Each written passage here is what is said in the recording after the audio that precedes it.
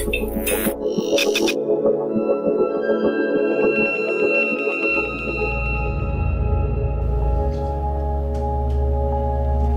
we're standing here in my living room in Tokyo, Japan, and I'm going to show everybody just how amazing Bitcoin is by sending 100 euros worth of Bitcoin as of today's value through my TV, onto the camera, onto the TV in the Netherlands, and anybody with their Bitcoin wallet ready that scans what they're going to see on the screen in a moment will be able to claim the 100 euros worth of Bitcoins. And there's nothing that anybody can do to stop it or to freeze your account or block it or control it in any way.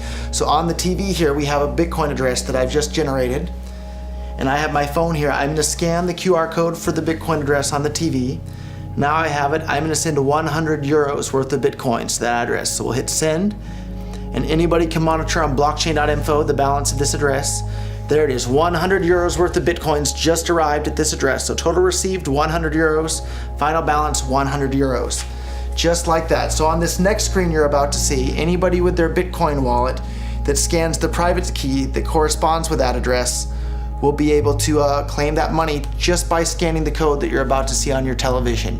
So if you want to take a look, here it comes, 100 euros ready for anyone to claim. All you have to do is scan this one right here, and it's 100 euros worth of Bitcoins as of today. By the time you scan it, it might be worth even more. So there it is for anyone ready to claim with their Bitcoin wallet. Okay, Holland, now you've just seen the power of Bitcoin. I sent 100 euros worth of Bitcoin from here in Tokyo directly to you guys through this camera, through the network, through the TV, right into your home. If I had tried to do that, send you the money with a traditional bank, it would have taken several days and probably cost 30 euros. I just did it right now with Bitcoin instantly, basically for free, and didn't have to ask anybody for permission. I didn't need a bank, I didn't need a government, I didn't need anybody. I just needed myself and you and our smartphones to do it. That's the power of Bitcoin. This is Backlight. Welcome to a world in which we can be our own bank.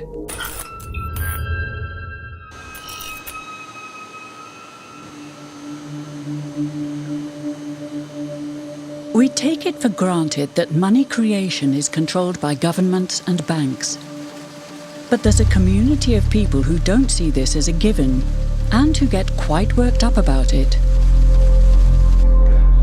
Wall Street is fraud, America is fraud, the world is fraud, banks are fraud, central banks are fraud. We live in an era of fraud. It's all based on fraud, and they get a percentage of the fraud. That's the business model. To suggest that there is any moral or ethical aspect to anything that's going on now is to be completely naive about the fact that we live in an era dominated by financial terrorists, jihadis of banking. They're here to kill you and themselves. They believe in an ideology, not the Quran, but Adam Smith, that they completely misread and interpret as something to justify their blowing themselves up. Janet Yellen's a terrorist! Mario Draghi's a terrorist! The Central Bank of Japan is a terrorist! These are the real terrorists! Funds received. This community is switching to what they think is a better monetary system. A system in which banks are no longer needed because payments could be made directly from one person to another. In a system of debt, one of the two parties is always the slave. And that is the architecture of money we live in. That is the architecture of money we use in our civilization. An architecture of money where you have no control. An architecture of money where every interaction is mediated by a third party that has absolute control over that money. Bitcoin is fundamentally different because in Bitcoin, you don't owe anyone anything and no one owes you anything. It is not a system based on debt. It is a system based on ownership. And no one can censor it, no one can seize it, no one can freeze it. And what they will tell you is that they're worried. They're very worried. They're worried that criminals will use Bitcoin. But the truth is that they're far more terrified than all of the rest of us will. Thank you. Bitcoin, the cryptocurrency that was mostly known as a convenient tool for criminals, has suddenly become an important topic at conferences on financial innovation all over the world. Proponents speak passionately of a digital miracle that can save the world from financial ruin. The Bitcoin story starts off like a gospel revelation. It's November the 2nd, 2008, just 6 weeks after the Lehman Brothers collapse, and all over the world there are panicked debates about how to save the banks. Then, on a little visited web forum for cryptographers, a document appears in which a completely new monetary system is proposed. The visionary author calls himself Satoshi Nakamoto. First time I heard about it, I was at lunch with a buddy in Texas, and he said, man, there's this crazy new money. And so we talked about it over lunch, and then I went home and I said, man, I wanna see if I can buy some. At first, I wanted to buy some. I emailed a friend of mine. I think I probably saw the white paper in some web forum or something. You know, it just said this is some electronic currency thing. And this was publicly available. You know, this was posted, I think December, 2008 or something. And these were the darkest days of the financial crisis. So that to me suggests a very clever mind that saw an opportunity, the perfect opportunity to introduce a new radical technology and a new radical approach to money and finance at just the right moment when people would be very open to making this big shift that's required to adopt a new currency. I'm pretty sure Satoshi is a human being, although I'd really love to go find out that he was some advanced AI. But 99.99% chance he was a human being. What's exciting for me is like a global economy. Right now we say we have a global economy, but I can't take $1 and give it to you in the Netherlands and then you know what to do with it, right? You would have to go and change it to your native currency. And when you kind of eliminate that step, and I can just send you one form of payment and you can send me a product in a matter of seconds, that starts to change things from a global perspective. So The first wire that I sent was for $25,000. And this was in early 2011, and Bitcoins were somewhere around $1. All the way along, I was buying Bitcoin, and anytime I managed to earn some dollars from my other company, I put it into Bitcoin. And at this point, the vast majority of my net worth I've been keeping in Bitcoin for a while now.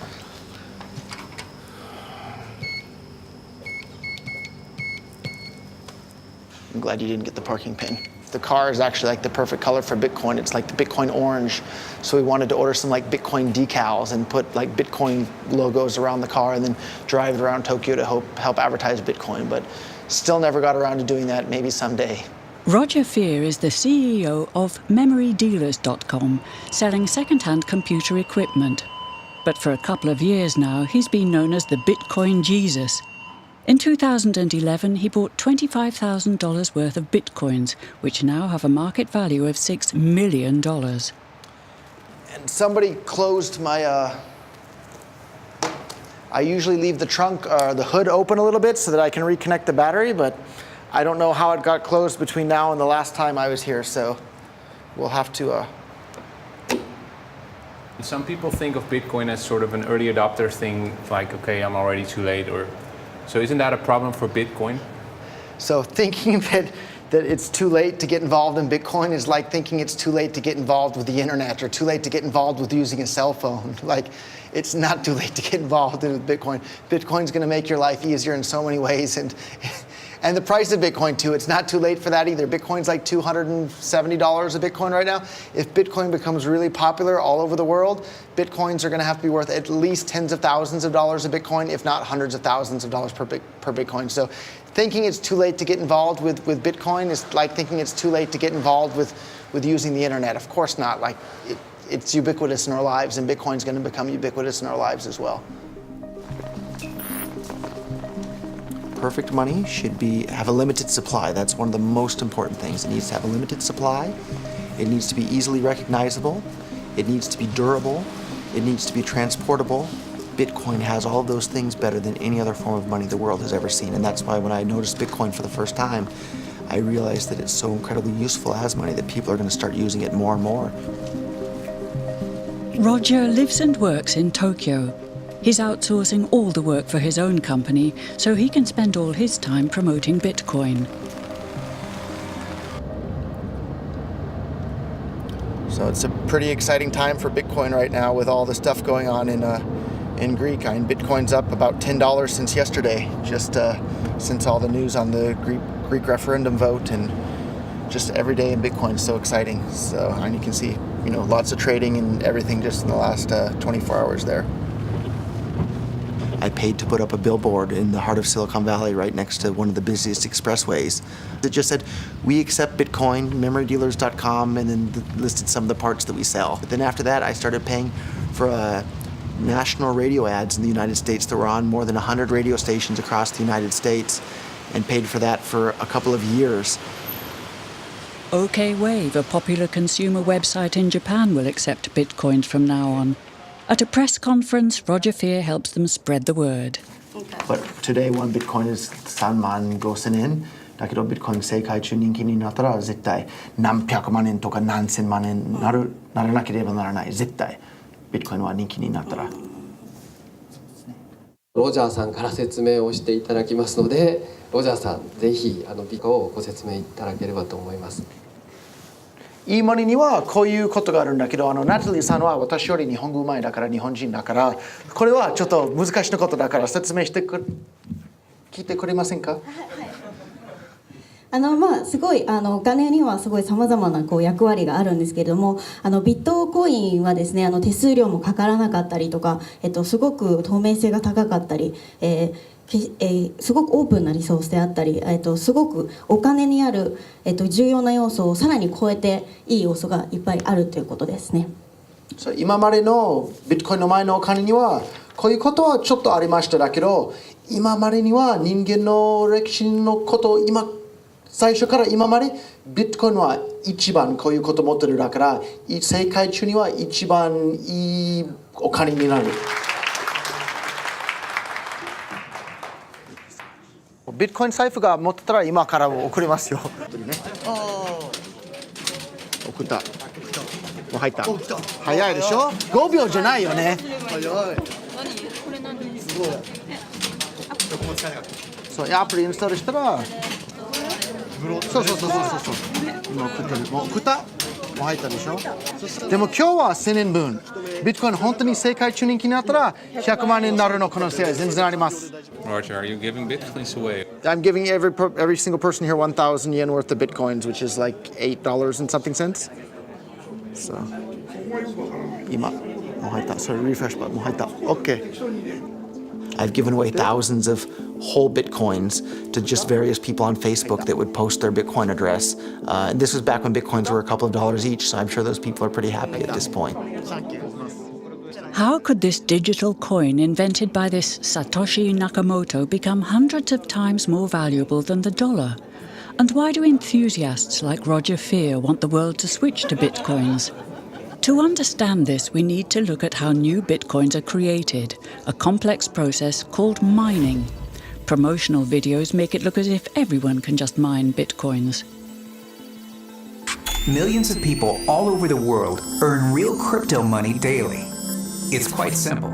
Just download the special software, connect to the web, and wait for your profits to roll in. For mining, you don't need any special knowledge. You can mine at home, at work, or at a cafe, anywhere there's access to the internet. In fact, lots of people have already received a good income from mining. It's interesting, but does it get us? Does it get you out of the bed in the morning? No, it doesn't. I get it. Huh? Does it get you out of the bed in the morning? No, it doesn't. I get it. Marshall Long was one of the world's first Bitcoin miners. Now he's the CEO of Final Hash, a company that professionally mines Bitcoins. Okay, well that's fine. We can talk about it more in Chicago. That's fine. So, back in the early days, I'd get phone calls from my buddies. Oh, hey man, I lost 10,000 Bitcoins because my computer blew up, right?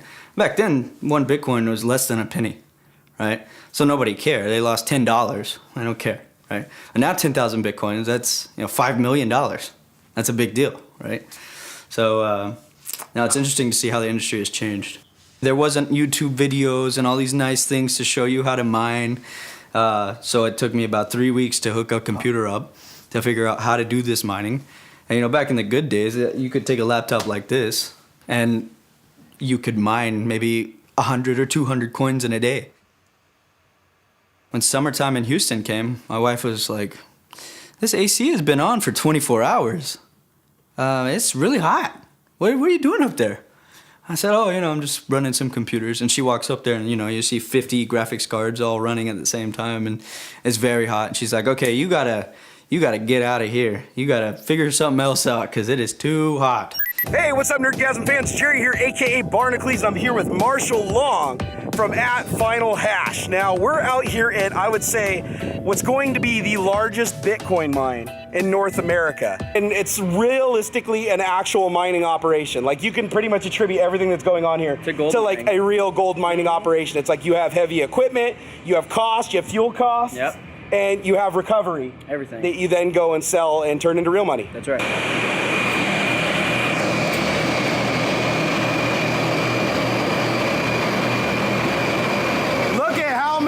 Machines are in here. You got S4s, S5s, everything. Actually, this looks like it's mostly S4s, huh? S4s in here. This is literally the loudest place ever. It's like being in a wind tunnel. You got air blowing through the top. Move your hair around. I mean, these things are all blowing out massive air. Now, the cooling in here is so efficient that if you put your hand back here behind the units where they're drawing air, it's freezing cold. It is nice, ice cold air coming in here. You put your hand in the front, down the center, it is burning, burning hot. So if you're asking yourself, is Bitcoin mining profitable? On this scale, hell yes it is. A Bitcoin is the reward for solving complex mathematical puzzles, and Bitcoin miners let their computers work day and night to complete these tasks. All the Bitcoin users in the world are connected, and together they constitute a network that processes and checks all Bitcoin transactions in a public ledger called the blockchain, and Satoshi Nakamoto designed it in such a way that users can create a free and anonymous Bitcoin account number, a so-called wallet. Satoshi's invention eliminates the need for a central bank, because all the users together are the bank. But early Bitcoin users had no idea how big Bitcoin and the blockchain would become. I think sometime in spring of 2010, I could be wrong on the exact dates, but basically someone put out a request saying, hey, I'd like to buy something with Bitcoin. Will anyone buy me a pizza? And I believe someone here in England bought the person in Florida a pizza for 10,000 or something Bitcoins. I mean, it'd be worth, a very large sum of money today. And that was the first Bitcoin commercial transaction. Garrick Heilman, an economist at the London School of Economics, was one of the first scholars to study Bitcoin and the blockchain as a serious monetary system. As a scholar, did you sort of label it, or was it something totally new to you? It looked very different to me. I mean, as soon as I heard the word decentralized and the fact there was a network powering this currency rather than a central issuer, that immediately captured my interest as something quite different based on what little I knew about alternative currencies at that time. What it meant for people who are libertarians in particular is that the government couldn't come in and shut down a server and end Bitcoin. It would have to shut down the entire internet or turn off the electricity grid to stop Bitcoin. And so that was really attractive to people who are worried about these types of things. Many of the early Bitcoin enthusiasts were libertarians who saw Bitcoin as the ultimate remedy for state intervention. This was also what attracted Roger Ver to Bitcoin. In his early 20s, he was a candidate for the Libertarian Party in California. But during his campaign, he was sentenced to 10 months in prison for trafficking illegal fireworks. According to him, this was a political case brought by people who opposed his ideas. So I have 2 Bitcoin-related geese. I have the bitcoin.org and I have the blockchain.info, Bitcoin blockchain logo. So you think it was a political case? There's no doubt in my mind whatsoever, and in fact, even at one of the pretrial conference things with the ATF agents, my attorney and the U.S. attorney, my attorney was saying, hey, these are store-bought firecrackers we sold on eBay. We can pay a fine, do some community service, and be done with this. There's no reason to destroy my life over it and send me to prison and make me a felon. And the U.S. attorney at that point was kind of nodding his head like that sounds reasonable. And the ATF agent literally pounded his hand on the table and shouted, but you didn't hear the things that he said, which I think summed up very clearly. They weren't mad about anything that I had done. They were mad about the things that I had said, because the ideas that I'm trying to spread are subversive to the state. And I did 10 months in federal prison, and I was scared of the U.S. government. The moment I was allowed to leave the U.S., I left, and I haven't lived there ever since. And they have what's called an exit tax. So at the time you announce you're a United States citizen, they tax you on your entire net worth at capital gains tax rates, and you have to pay them that money. Otherwise, they'll probably either send you to jail or at the very least not ever let you back in the country ever again. If you think about it, it's not all that different than slaves from the past having to buy their freedom from the plantation owner. Money creation by the state is sort of connected to state aggression for you, right?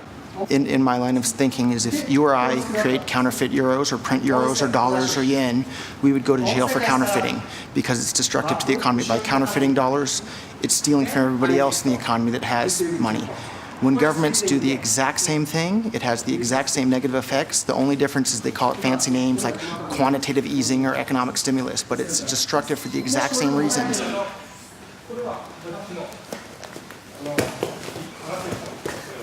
My hobby growing up and in high school and since has been studying economics. And the more you study economics, the more you realize that all these government interventions in the economy prevent the world from becoming as wealthy and prosperous as it otherwise would become. And suddenly now we have this tool that separates money from state. Like everybody today thinks that separating church and state, yeah, of course they should be separated. But a couple hundred years ago, it was, heresy to say that church and state should be separated. And today it sounds maybe a little bit crazy to say that money and state should be separate. But I think in another decade or two, people are going to think, oh, what the heck were we thinking, letting governments be in charge of money? That caused so many problems and so many misallocations of resources around the world. Of course, Bitcoin is better. Okay. Thank you. Why is the government's and banks' monopoly on money creation seen as undesirable? In his white paper, Satoshi Nakamoto didn't express his opinion on this. But it does seem that he wanted bitcoins to appreciate rather than depreciate, unlike money. He programmed Bitcoin in such a way that there's a maximum of 21 million bitcoins to be mined. Bitcoins weren't meant to resemble money, but gold. In November 2013, this dream became reality when 1 Bitcoin was worth an ounce of gold. The Bitcoin code itself has never been hacked, but in 2014, the customer data of Mt. Gox, an online exchange office, was stolen by hackers, causing the Bitcoin exchange rate to plummet.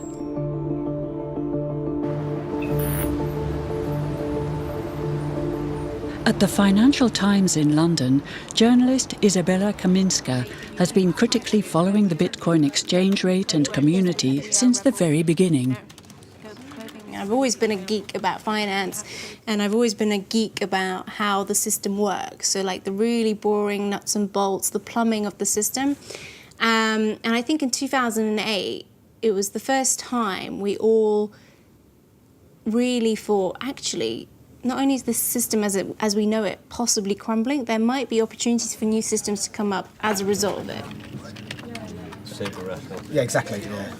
Well, yeah, so I guess I started writing about it again around here, 2012. And then we had the first little rally. And then this is also this is very reminiscent to the classic bubble chart. I know that you guys want to change the next. So you see, this is the famous bubble chart, which has takeoff, first sell-off, bear traps. That's the first little micro, mini dump. Then you go to the new total bubble, then it crashes. Then there's a bit of like a return. People think maybe it's going to come back, and then it crashes again, and then it gets back to a more realistic trajectory. And you'll see that really is very reminiscent to what we've seen here. What everyone is really wondering is, will we see a consolidation of this price, or will it recover somewhat, or will it go completely to zero? There are really... What do you think? I think what's best for Bitcoin is actually if it just stays stable. So everybody agrees volatility is currently the biggest enemy of Bitcoin. Satoshi's dream, what would that be? the paper doesn't really say what his big dream was. He just wanted an efficient mechanism that was cheap. But in terms of what I think people have projected his vision as being is this world where we are all our own bank. We don't have to depend on any intermediary, and banks are gone. In the current economy, because of the way our system is structured, if I decide to hoard my dollars, I'm usually hoarding them in an institution that is using them as a means of capital raising, and they will be lending them out. So my money, even though I'm saving, that saving is going into an investment somewhere else, being done by a bank, etc., and it's helping to grow the economy. So my saving doesn't disadvantage the economy. But in Bitcoin, there isn't that opportunity. So a hoarded Bitcoin is a hoarded Bitcoin. It's totally idle. It has no interest, it has no yield. It is simply sitting there doing nothing. And yet the person who holds on to it thinks they have a right to future income flow as if they had been investing.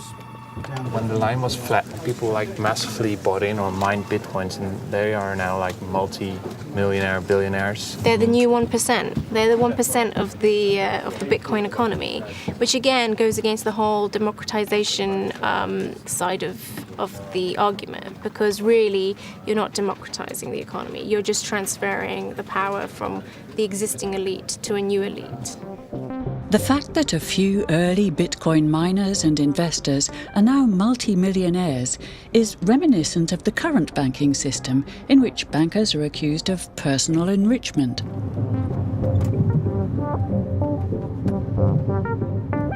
So I got this degree in international development, and I was with my dog on this hill, and I was like, yeah, what could I do? I could go try and work, and so say East Africa, I could go and explore economies there and see what's happening. I could try all these things, and then I was like, why don't I just try and break into the financial sector in London?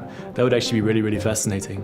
That'd be really amazing. And then once I had that thought, I just became obsessed with this idea. Brett Scott is the author of the book Hacking the Future of Money, about reforming the financial sector. To immerse himself in the system he criticised, he worked for 2 years as a broker in the City of London. We're now in the city. We just passed the border dragon. Oh, yeah, these dragons mark the boundaries of the City of London. So it's the financial district. Cut off all my hair, I bought my first suit. Interestingly enough, I had 2 interviews with Lehman Brothers, literally weeks before they went bust. And I remember being up in the sort of like 35th floor or something, and the guy was like, oh no, everything's fine, you know. Don't believe the stories you see in the press about us. And then they went under. If you created an entire society that was reliant on Bitcoin, yeah, you'd have massive problems of inequality. But it's very important in that it forms a kind of counterpower to the existing bank payment system. So while I can critique Bitcoin as much as you want, I'm always aware that the existing bank system is highly flawed, and I like the fact that this exists as an alternative. What's happening right now in a lot of the banking scene is this move towards it's called a cashless society. But if you think about what that actually means, it means every single payment that you undertake has to go via a commercial bank. Now, that means every single transaction you ever do will be monitored and recorded in a database somewhere. It means you'll always be giving fees to various credit card companies and so on. So there's potential for huge amounts of surveillance. There's all sorts of problems that come with a cashless society. In that world, something like Bitcoin, which is an electronic version of cash, or electronic form of, an electronic equivalent to cash, becomes quite important. It's St. Paul's Cathedral across there, which is where the Occupy movement set up camp in London, and they were there for a long time. They tried to occupy the London Stock Exchange, but weren't able to get in, so they chose St. Paul's instead. You think of Bitcoin and the whole movement being as a sort of better form of Occupy? It's a different form of Occupy.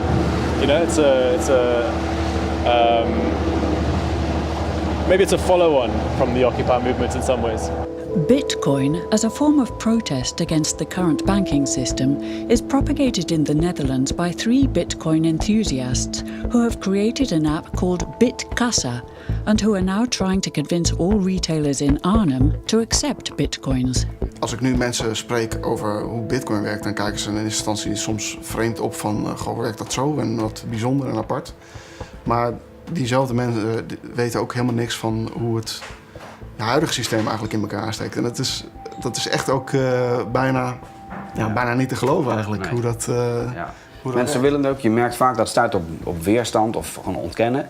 Van het kan niet dat daar een klein clubje bedrijven is die al het geld maken en dat wij niet alleen als individuen, maar ook als bedrijf en zelfs als overheid, dat bij die banken moeten lenen. Terwijl die banken dat letterlijk uit het niets maken. Dus ja, dat vind ik super scheef. Nou, we zien hier de plattegrond van Arnhem. Dit is een beetje het centrum van de stad. We hebben hier het modekwartier. En je ziet dat de bitcoin-acceptanten zitten verspreid, maar met name in het centrum hebben we een enorme grote hoeveelheid bitcoin-acceptanten. Kun je zonder euro's gewoon een week een leuke tijd hebben in Arnhem? Dan vermaak je je uitermate goed, ja. Je kan overnachten, je hebt vrije tijdsbesteding, je kan naar het wijnmuseum bijvoorbeeld, en bowlen.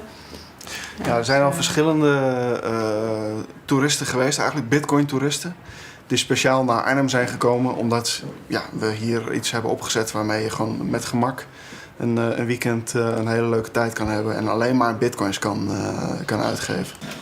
Hoe is het verder? Loopt nog niet echt storm met de betalingen, geloof ik? Nee, dat valt wel mee. Er zijn wel enkele mensen geweest die hebben betaald met de bitcoin. Ja, maar kan nog wel wat meer, geloof ik. Altijd. Ja. Eigenlijk liever meer als met pinautomaat, maar ja, dat is afwachten allemaal. Hè. Weet je, iedereen is verkikkerd op die pinautomaat of dat pinpasje. Maar iedereen die loopt met een smartphone. En als je die banken dan neemt, die nemen gewoon te veel geld voor alles. Dus je moet die pinautomaat huren of kopen. Je moet bundels kopen. En dan de stortingen moet je betalen. Al die dingen, als je dat allemaal bij elkaar optelt, dat kost gewoon te veel geld. En u als ondernemer krijgt dus bitcoins. Ja. Maar u krijgt via Bitkassa-systeem krijgt u euro's uitbetaald. Ja. En wanneer zou u ervoor kiezen, denkt u, om die bitcoins te houden en te zeggen, ik hoef ze niet omgewisseld te hebben in euro's, ik hou ze wel als bitcoins? Als het echt daadwerkelijk omslaat. Dus dat je ook echt in de gaten krijgt van jongens, nou gaat er echt een sneeuwbal rollen, dus dat die meer wordt. En dan ben je eigenlijk van nou gaat het lukken en dan gaan we gewoon verder. Dan ga ik gewoon verder. Deze studenten die hebben van de hand allemaal bitcoins gekregen en vanavond gaan we die uitdelen. Ja? Nou, ik verstuur nu die bitcoins en dan zou het bij jullie allemaal tegelijk moeten binnenkomen. Het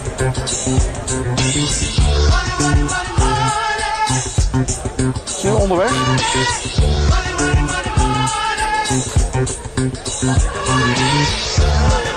Binnen? 12,79. En wat is het verschil volgens jullie met de euro? Dat hij veel meer heen en weer gaat. Ja. Je weet eigenlijk niet echt wat je hebt in principe. Zoals nu hadden we 12,69 en nu hebben we weer 12,72. Beside the ease of use, the Arnhem students have also noticed a less pleasant quality to bitcoins: the fluctuating exchange rate compared to other currencies, which could make a beer a couple of cents cheaper or more expensive between ordering and serving. So Bitcoin, in my definition, is not money. The key to something being money, in my opinion, is that it's a widely used unit of account, meaning that goods and services are priced in it. So when you go to the coffee shop, you see something priced in Bitcoin. That's not true. There are coffee shops where there are prices in Bitcoin, but that price is changing constantly based on the currency it's linked to. So the pound, for example, here in England lost 20% of its value recently, but the price of coffee didn't change. It was still 99p. That's what it means to be a unit of account, and Bitcoin is not that. The price adjusts based on its exchange rate continuously. Do you see Bitcoin as a form of money or as digital gold? So I see gold as money, and I see Bitcoin as having all the same properties of gold with one property that actually a couple properties that are even better. So gold is kind of hard to divide. Bitcoin divides down to 8 decimal points instantly, super easily. Gold is really, really difficult to transport. If I want to transport gold from here to Moscow, it'll cost a bunch of money to do that, and it's dangerous, and you have to have armed guards and who knows what. With Bitcoin, I can send Bitcoin from here to Moscow or to Holland instantly, just like that, basically for free. I don't have to pay for a bunch of armed guards. It just happens almost like magic. If you ever ask somebody why they think gold's valuable, they can't ever really tell you. They always give you these like weird stories around, oh, it's like a precious metal, isn't it? It's pretty. While we think it has all this intrinsic value, this intrinsic value of gold has been largely constructed in people's heads, often by actually like association with power, association with religious figures. Bitcoin has potential for similar types of construction. You could create this sense of this almost like a commodity-like token that has no immediate sort of value to it, but can be imbued with value.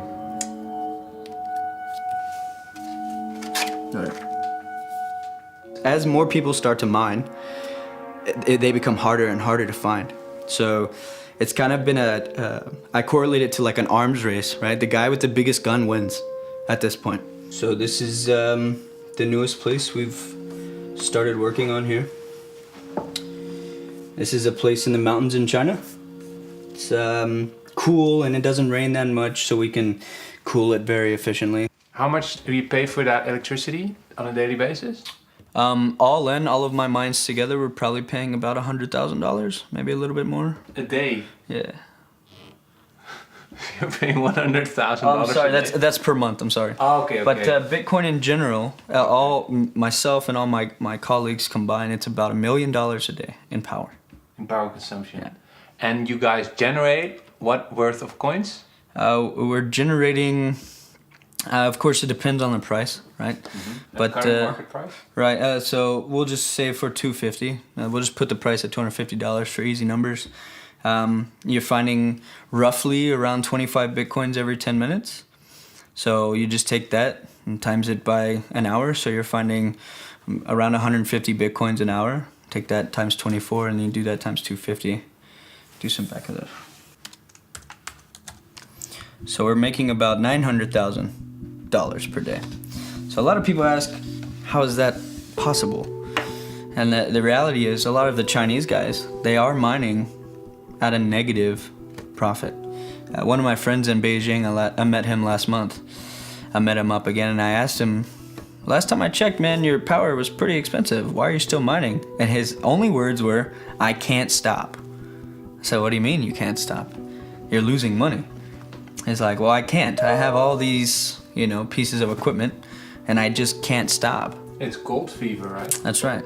And it's interesting because a lot of my colleagues don't see it as a business subconsciously, right? They kind of get addicted to it and kind of get crazy about it.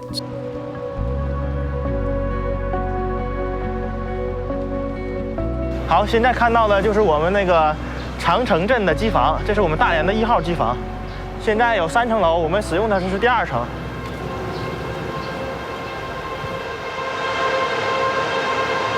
我们每天的产币量，像这种规模的产币量，大概是在20到25个币之间，大概有3000台左右。那员工大多数的时候，只要在工作时间都是住在这儿的。员工的收入在国内传统的行业来比，同样的职位的话，他们的收入应该是偏高的。这是我们员工的休息的地方，员工的生活很简单。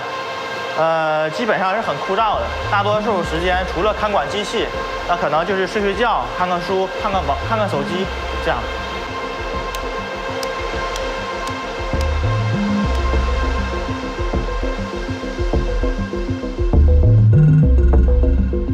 So what was supposed to be a very democratic system has ended up concentrating in exactly the same way that we have seen the banks concentrate their business. So now you have most of the miners are based in China, or most of the miners are huge server farms that, you know, the average person can't be a miner anymore in Bitcoin. It's far, you know, the barriers to entry are now really, really quite expensive. You have to invest in at least, you know, thousands of dollars of equipment if you want to be a miner. And a lot of people who got into the first year of Bitcoin actually had mental breakdowns. It was so beautiful. It was like you're seeing, you know, some of the most remarkable art ever for the first time. One of the qualities that I don't like about the community is that it's extremely absolutist, it's very politically led, and it assumes that its political ideology is the correct one, and it kind of thrusts its political ideology on everybody else. So I always say, you know, I don't want political ideology when I'm paying for my coffee. I just want a payment network that works and that allows me to benefit from smooth transactions. Lots of paper money. So this is a receipt, and this is my public address and private key. You got it covered for us, so we cannot film it. That's right. Bitcoin.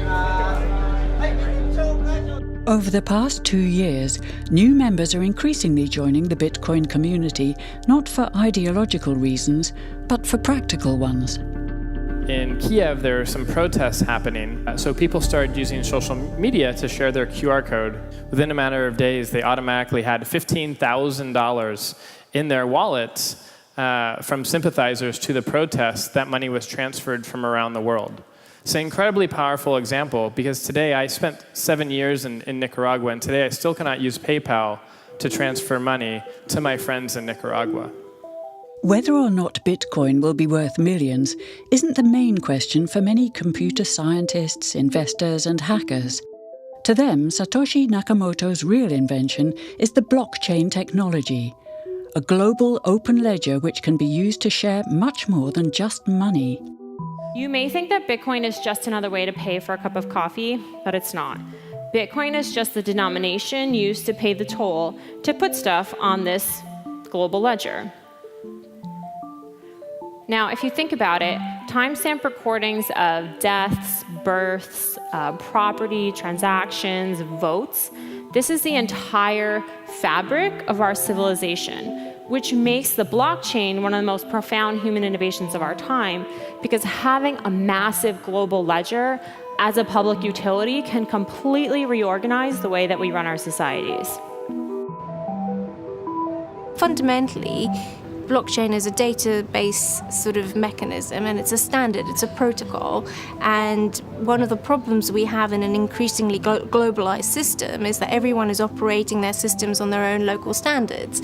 And getting people to do everything in a uniform way that benefits all of us, like, you know, bringing in the metric system, that is really, really hard. Blockchain offers an opportunity to start this new, exciting technological industry from a standard that is globalized and potentially uniform.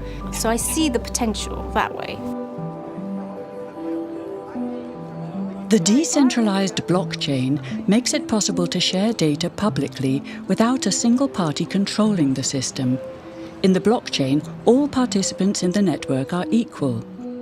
Maybe inventor Satoshi Nakamoto saw Bitcoin as just the first experiment with this form of digital democracy. I think blockchain technology is really authentically fascinating. Like, I think it's anybody who ignores it and writes it off is probably making a mistake. I think it's definitely not going to get smaller. But to this day, the true identity of the architect behind this revolutionary technology remains a mystery. We can't ask Satoshi questions, which is really frustrating, right? But it's also, again, part of, I think, the magic of Bitcoin is that, we can all kind of imagine this technology, for, as we see it, rather than just as Satoshi did. So it could be used in this way, even if Satoshi didn't intend it to be this widely, worldwide distributed thing. I think Satoshi probably did, but it still could be that, and we can make it that. Satoshi around here somewhere in Tokyo? Yeah, I think I see him right there. Oh, that's a question I get a lot, actually. A lot of people have asked me who Satoshi is since I got in so early. I think I've got a pretty good idea, but I like to keep that one close to my chest. So. Why? I mean, tell me. Because I'm not 100% certain. And the reality is it doesn't really matter, right? It doesn't matter who Satoshi is. Because now it's kind of grown beyond like a pet project, right? But I mean, he owns, Satoshi owns how much? How many coins? I think he's got about 500,000 locked up. With his blockchain technology, inventor Satoshi Nakamoto has completely relinquished his control of Bitcoin. But he does own 1/20th of all Bitcoins himself. So if one day Bitcoin does become widely accepted as a currency, he will be one of the richest people on Earth.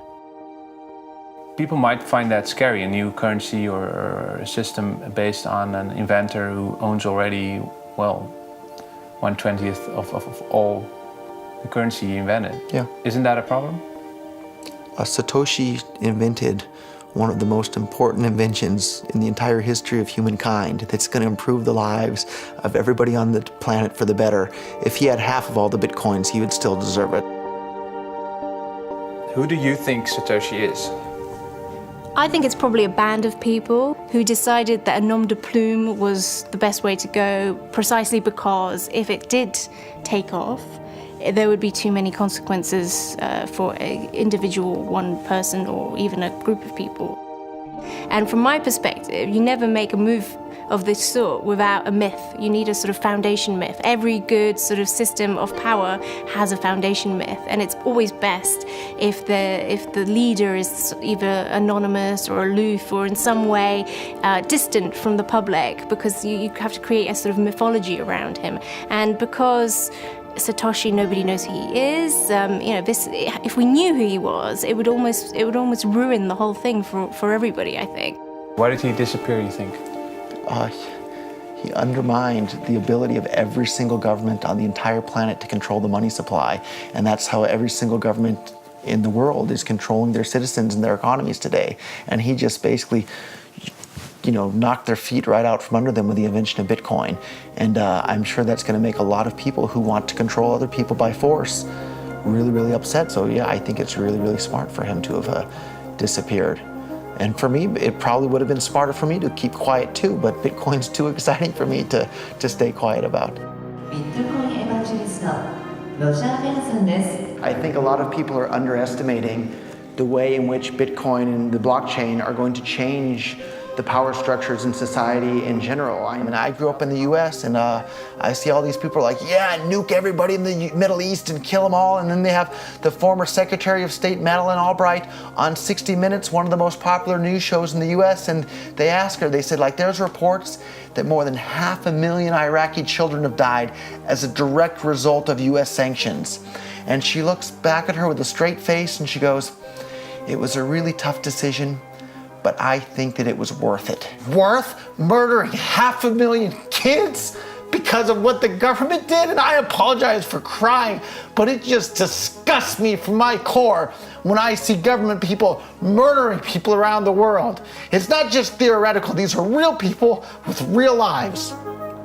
And it's real people, and Bitcoin has the power to undermine everything they're doing to people around the world. And I'm sorry for shouting, but it just disgusts me what these people in government do. And they do it through central banking and through the control of the money supply, and Bitcoin takes that away from them.